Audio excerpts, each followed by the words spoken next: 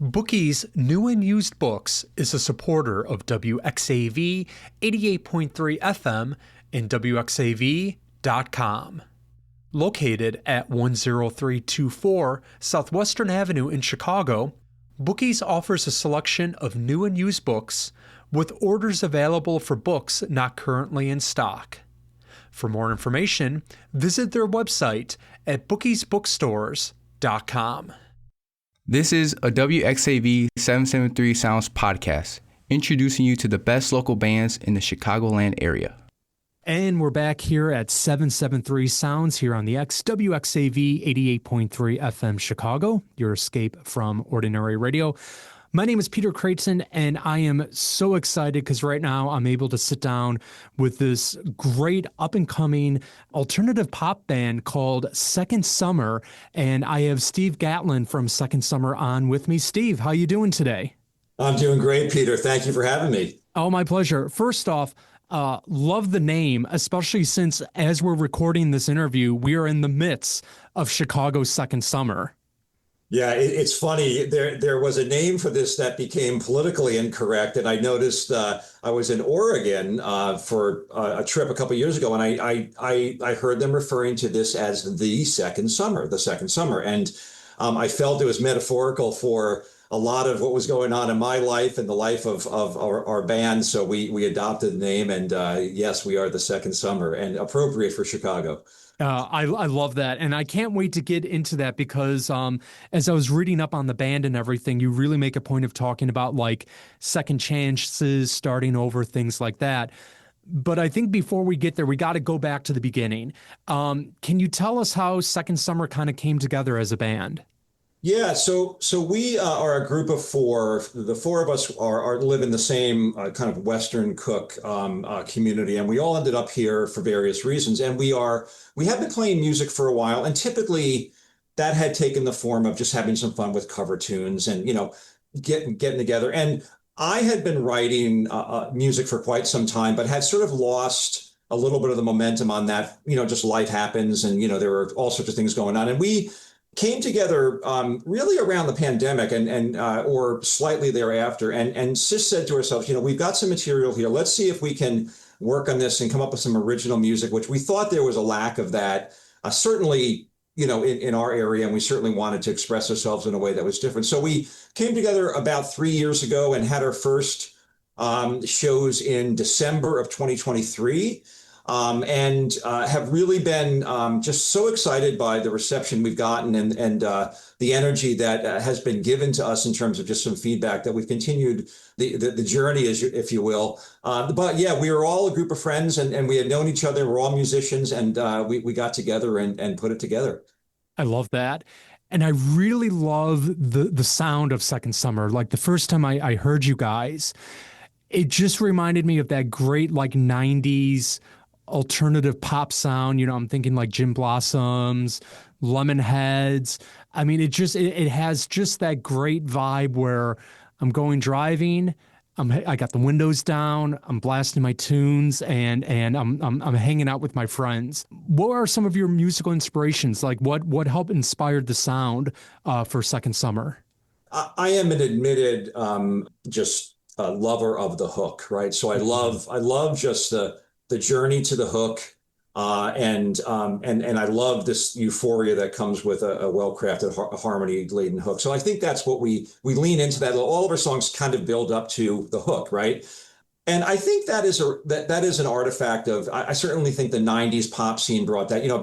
Chicago. So we're in this power pop sort of category, guitar pop, power pop, and that is really a main component of that style of music, very much the hook and building to the hook. And there's some great bands in Chicago that exemplify Material Issue back in the day, the quintessential, I would argue, sort of Chicago 90s power pop band. But even Cheap Trick was doing it earlier, and Smoking Popes. And I just think there's a really rich scene in Chicago of that, and globally. And there has been a bit of a sort of a resurgence in that form of music. I mean, we've gone through our travels with music, but I feel like we just sort of found it at the right time. And it kind of harkens back to what we grew up listening to, which was generally these songs that were authentic and had harmony and melody and drove to a hook. So I think that's kind of where we come at it. We try to though, and you know, I can tell you a bit about some of the song backgrounds, but we're sort of in this, if there's a verb or sorry, adjective I use to describe it, I would say probably, you know, bittersweet is sort of the way we look at the world, you know. So Hmm. I think we try to, the sugar or the sweetness is probably the melodies and the hooks, but the words expose at times something a little bit deeper and sometimes some things that we're working through and or have worked through. So I think this concept of bittersweet is something that we explore quite a bit in our music. There's just so much I want to unpack with you because one, you anticipate what my next question was going to be with what comes when you're writing. Do you go with the melody or do you go with the lyrics? But that hook is so almost like underrated. And when you brought up Cheap Trick, I mean, yeah, it didn't dawn on me until you said it, but I mean, you're almost like Son of Cheap Trick with Yeah. that sound where it's I want you to want me and all those classic songs. So for you, for your approach with making music and everything, would you say that hook then is the primary thing that you're looking for, or are you more looking for like the lyrics where something's on your mind, something's on your heart, and you need to get it off your chest? Yeah, it's a great question, and I think all songs are a bit different in how you get there. But typically, I lead and we lead with we typically have a story that we want to tell. There's something that, and sometimes it's near fiction, sometimes it's nonfiction, right? It sort of depends, and we have something we want to write about, and I will sort of have that in my head, and I will put together the melody and the music behind that, and then lastly write the lyrics. So the lyrics will I have the tenet or I have the structure of what I'm thinking about. I put melody to and music to that, and then lastly write the lyrics. But I know where I'm going, Mhm. and sometimes the music takes you in a different direction. Like there may have been a bridge part that I was writing that I thought would be more upbeat, but then I get into the melody and the guitar because I write typically on guitar, Mhm. and I go to a minor mode or I go to sort of a darker you know area there. So again, it really depends, but. Yeah, and I know I've heard a lot of songwriters talk about this, you know, and some can lead, some have the lyrics and sort of the melody firmly in their head before the music comes along, and I think I'm the other way. Music first, typically, and then lyrics and the storytelling. I just find that so fascinating with that approach and everything because just for me, and I am not a creative with music whatsoever and everything, but you always make it this assumption where it's like, oh no, you gotta write the lyrics first, and then from there comes the melody. But in my interviews with talking with local bands and local artists and even more mainstream and national artists, it seems like just it's that melody. Like once you got that melody in your head, that's your map, and Yeah, that's going to take you where you want to go and everything. 100%. So one of the tracks I love from you guys is The Reason. Man, you can feel the heartache on that song. Yeah. I mean, it punches you in the face when you're listening to it. And I love that. I love those songs that can make you feel. Can you tell me a little bit about the process of like what inspired that song? How did you go about writing it? But also too, like when you perform that live, like how does the audience react to that Yeah. track? Yeah, that's a fun one to play, and it's one of our more. All of our songs are fairly upbeat tempo things, but that's one that's a real kind of a banger, if you will. And number one, it really is the story of this, in a nutshell, looking out and in some ways blaming others for whatever it is that you might be going through, and that can be a multitude of things. And the song takes some turns and ultimately ends up with the realization that the reason is you. It was Mhm. me, right? So this introspection at the end of the song is kind of where the turn occurs. So the most of the song is about blaming others until there's the realization that actually maybe the reason is me. And that is something that I think I have a family, I have kids, I have friends, and I have a job, and I think often in those three parts of our lives, that is something we come across quite a bit. And I think there's at times, and we see it across even our society right now, there's a lot of finger pointing and a lot of blaming others for things that might befall you. And I think at times, if we could step back and look in the mirror, we may see that some of that is from ourselves. So that's sort of where that song comes from. But you're right, that's a good example of a introspective song that has, from a melody and energy perspective, everything that would say it's a real high energy pop song, yet there's an underbelly to that song that is, got some introspection to it. And I'll tell you just a funny story about that song. I was in CME, which is a guitar store, Chicago Music Exchange up around Wrigley. Mm-hmm. And they're a great store. They have a lot of, big guitar collection. And I was just trying out a guitar for fun. And actually, I was playing a Jazz Master guitar, which is kind of a form of guitar that I like a lot. And I was just playing, and I actually found the riff there. There was a riff that I found that I had in the back of my head, and I went home and I started building around that. And I already had the story. I knew I had a story in my head that I wanted to explore, which is what I described to you. So it's funny how just something as extraneous as stopping in a guitar store and picking up a guitar, there's a connection to that and this story I was trying to tell. And I get home and I think we wrote that song in a day.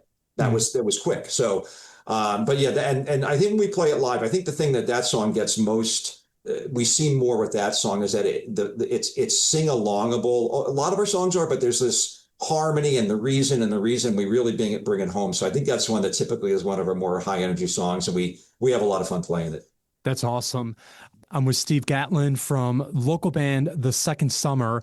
Now, Steve, if people want to go in and check out Second Summer online, where can they go? Can they check you guys out on Bandcamp? Are you guys on socials? Where can they find you?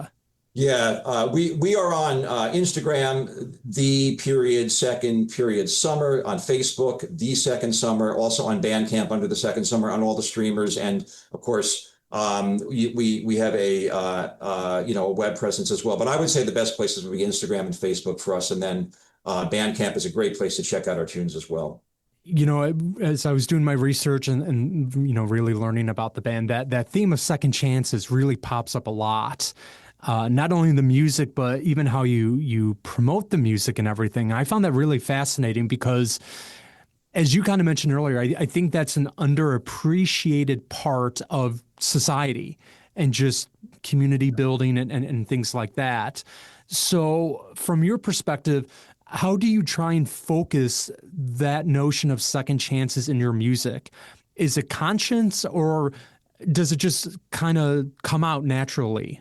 I do think that is conceptually something that we think a lot about. And I think this concept too of never being past the opportunity to have a second summer is also, I think, something that is important. So for instance, you've gone through a tough patch, you've gone through whatever it might be, but there's always a summer you can have. And I think there's also this, so again, a hopeful, we're hopeful, yet again, we're talking about introspective things that at times are about the triumphs and tragedies that we have all lived, and I think using just the seasons as kind of the narrative here, I think there are winners in our lives, and there are, that we struggle through at times, but I think we always know that there's a second summer available to us. And I think that's kind of what we try to talk about overall. So I think that pervades most of what we do overall. And even in our own lives, this is very true in our own lives. We, each of the guys in the band have had our share of triumphs and tragedies, right? Some really tough stuff we've worked through and some wonderful things that we celebrate and we think back fondly. And I think that is life, right? I also think that, we have experienced, a bit of life. And I think that also has informed our writing. I don't think we could or would have written the songs that we're writing now if we were 20-somethings, for instance. I think we have just had to go through some of this stuff and learn and experience it. And I think the music, in my opinion anyway, is much richer and deeper because of the lived experiences we've had, as opposed to theoretical or, things of that nature. So again, it's a great question, and that is certainly central to a lot of what we do, for sure. I love that. And I love the fact too that it's that experience, because I think that's what makes the music so relatable, is someone out there has gone through a similar experience and then they hear one of your tracks and it's like, oh yeah, they know that path I'm on right now and they can appreciate that. Now, some exciting news. You're working on a new album and it sounds like it's going to be coming out sometime in 2026, right? That's right. Yeah, we're going to try to get it out Jan, Feb, March of 2026. We just released a single, a song called Try, that is going to be on that release. So that's something folks can check out now. But yeah, we're hoping to get the new album out in 2026. And we are an indie DIY band, it'll be a self-release. So again, it's a labor of love, but it's something we love to do. That's fantastic. Now, does Second Summer, do you have any shows coming up in the Chicagoland area where people can go and check you guys out? Yeah, we do. We're playing at we're going to be at Gallery Cabaret on the 18th of October, and we're playing with a bunch of bands on Big Blast Records. We're doing all songs will be from 1975. So we're going to play awesome. Some Bad Company. We're going to play some Eagles. So we're going to have some fun with that, and it's all to celebrate a good cause. And then we are back at Gallery, I think on the 22nd of November with Go Time and a few other power pop bands from Chicago. So that's what we have lined up, and we're excited about all three of those shows. For someone out there who's listening to this interview and they're a little leery, they're a little nervous about going to that local show, they've never been, it's the unknown, it's the question mark.